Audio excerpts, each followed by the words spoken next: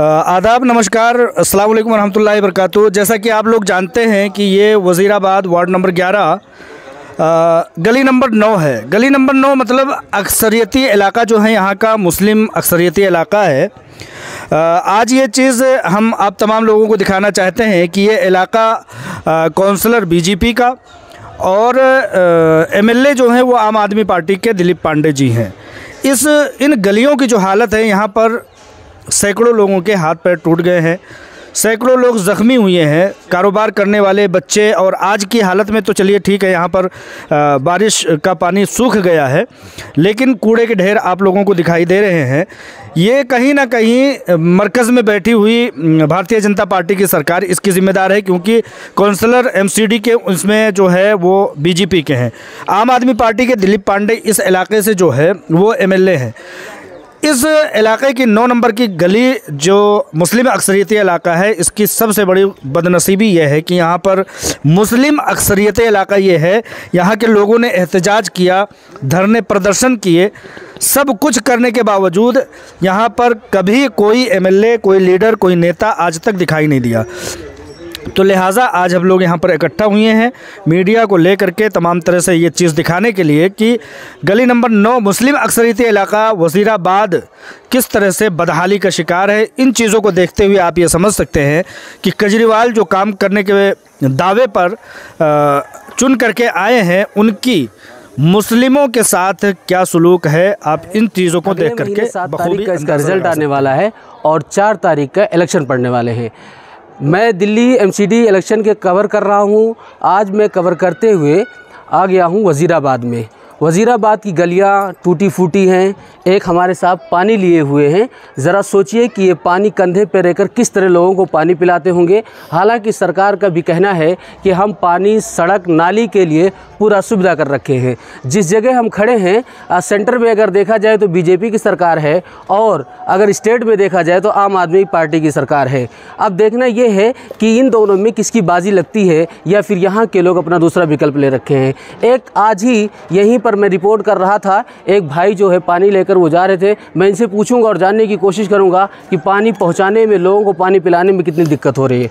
भाई, आप इस गलियों में जाते हैं, कैसा महसूस हो रहा है आपको? भाई 2 बार तो पैर में मोच आ गई। 2 बार गिरते फिरते जाते हैं यहाँ से पानी लेके, कुछ हो नहीं रहा है यहाँ।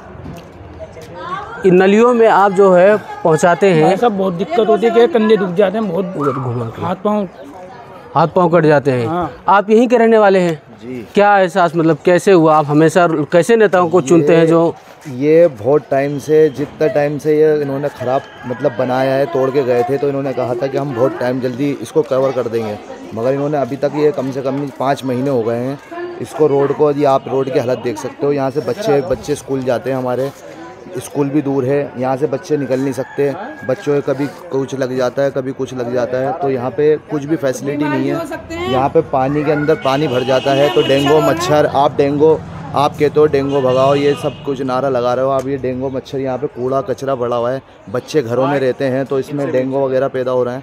तो ये इस चीज़ का क्या इलाज है? और ये सब कूड़ा कचरा यहाँ पे फेंक रखा है इन्होंने, लोग बागों ने। अब ये इसका कुछ, ये कूड़ा है और ये गलियां हैं। आपको मैं दिखा दूं कि इधर कैमरामैन से मैं गुजारिश करूंगा, इधर आ जाइए। ये पुश्ता है जो रोड जाता है बाकायदा वज़ीराबाद बस स्टॉप की तरफ निकलता है। थोड़ी 100 मीटर की दूरी पर ये रास्ता है, और आप देख लीजिए कि इसकी हालत क्या है। लोग, बच्चे कैसे स्कूल जाते होंगे, महिलाएं कैसे सामान लेने जाती होंगी, और यहाँ के बुज़ुर्ग कैसे अपनी ज़रूरियात पूरी करने के लिए जाते होंगे। अगर देख लिया जाए तो फिर ये कहने का मतलब ये हुआ कि सरकारें जो हैं सिर्फ आश्वासन देती हैं और उस पर कोई भी कार्रवाई नहीं होती है। यहाँ के लोग इस तरह पर कहने के परेशान हैं कि ये नलियाँ सिर्फ खोद के तोड़ दी गई हैं और बिल्कुल इस पर कोई कार्रवाई नहीं हो रही है। अभी कुछ जगहों पर यह भी कहा जा रहा है कि चुनाव आ गया है, जिसको लेकर सरकारें जो है थोड़ा सीवर का काम करना शुरू कर रही हैं। बाकी दिनों से 5 साल से पूरी सरकार दोनों की दोनों सोई हुई थी। और कुछ लोग हैं, हम उनसे जानेंगे कि इन नाली और खंजे में चलने की, एक यहाँ पर एक महिला है, हम उनसे जानेंगे कि वो बच्चों के तई। हाँ बताइए, क्या परेशानी हो रही है आपको यहाँ? हमें तो बहुत परेशानी हो रही है, बच्चे गिर जाते हैं, नालियाँ भरी पड़ी हैं, सरकार के होते हुए हम परेशान हैं। डेंगू का खतरा है, डेंगू बुखार भी हो सकता है, वैसे हो भी रहा है बुखार डेंगू। और बच्चों का गिर जाते हैं नाली के अंदर, कैसे निकलें कैसे जाएं, बिल्कुल ही सरकार सुनवाई नहीं कर रही। कितनी बार हमने एप्लीकेशन डाल दी। तो इलेक्शन इस बार आ गया है, इससे पहले आप लोगों ने बीजेपी, आम आदमी पार्टी सब कुछ चुना, क्या इस बार दूसरा कुछ परिवर्तन लाने की सोच रखा है आप लोगों ने सरकार के लिए? परिवर्तन तो आना चाहिए, ये भी सरकार कुछ परिवर्तन आएगा तभी काम होएगा। हाँ, बिना परिवर्तन के तो कोई काम होता ही नहीं है। देख लीजिए, ये एक बुजुर्ग हैं जो इन्हीं नाली और इन्हीं सड़कों में गिरी हुई हैं और इनका हाथ टूट गया। कैसे टूटा आपका हाथ? यहाँ से जा रही थी और आगे गिर गई थी। अच्छा, इधर से जा रही थी और गिर गई, हाथ टूट गया। कितने साल से रह रही हैं यहाँ पे? यहाँ से रह रहे हैं 18 साल से। 18 साल से हैं और आज 18 साल के बाद भी रास्ता वैसे ही अभी है। तो इस बार देख लीजिए, अभी ऐसे लोगों को चुनिएगा, बहुत सारे लोग आपको वोट लेने आएंगे। उस वोट में लेने के साथ साथ आप कहिए चुनेंगे। हाँ, जो भी काम करेगा उसको चुनेंगे। हमें तो काम से मतलब है, सरकार से मतलब थोड़ा ही है। सरकार कोई भी आए, हमें काम चाहिए। काम तो करने रही सरकार, फिर हम वोट कैसे दे देंगे? हम तो देंगे नहीं ऐसी सरकार को वोट। हमारे वजीराबाद में सबने ऐसा कर लिया है कि ऐसी सरकार को हम वोट नहीं देंगे। जो काम करता करेगा उसको देंगे।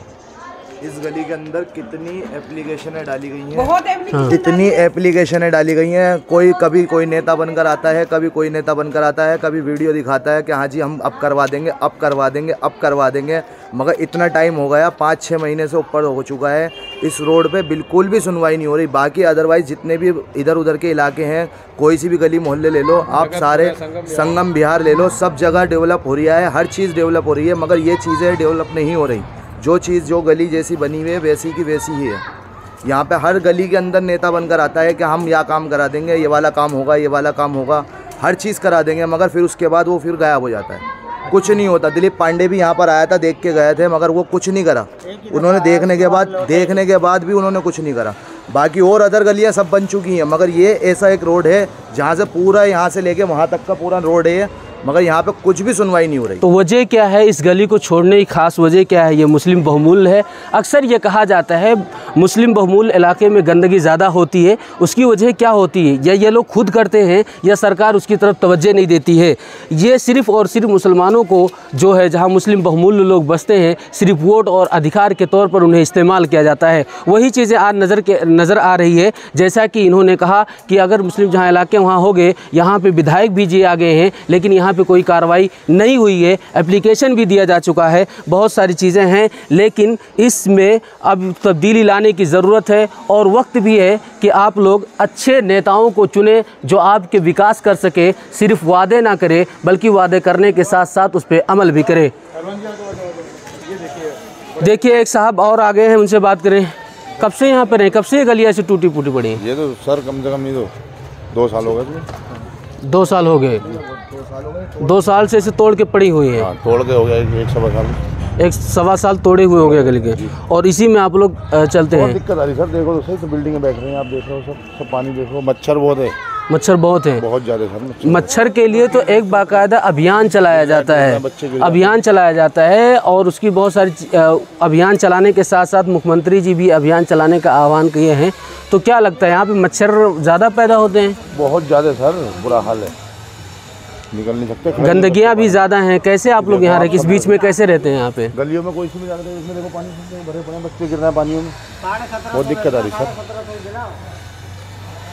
ज़्यादा दिक्कत आ रही सर, बहुत ज़्यादा। अब एक बार मैं आप लोगों को और दिखा देता हूँ कि ये नलियाँ, ये सड़कें, ये टूटी पड़ी हैं। कहना ये है कि यहाँ पर 5 सालों के बाद में कोई भी विधायक या कोई भी म्यूनसिपल कॉरपोरेशन का जिम्मेदार या अधिकारी नहीं आया है। अब ज़रा सोचिए कि इस गली में चलना किस कर दुश्वार होगा, और ये हम लोग किसको वोट दें? लोग इस काम को देखकर इतना बज़्ज़न हो गए हैं, उनका कहना है कि हम इस बार किसी को वोट नहीं देंगे। आखिर ये लोगों के जहन में ये चीज़ें पैदा क्यों होती हैं? और जिसके लिए ये आवाम उनको नेता बनाती है, वही नेता आवाम के दुख दर्द को भूल जाते हैं।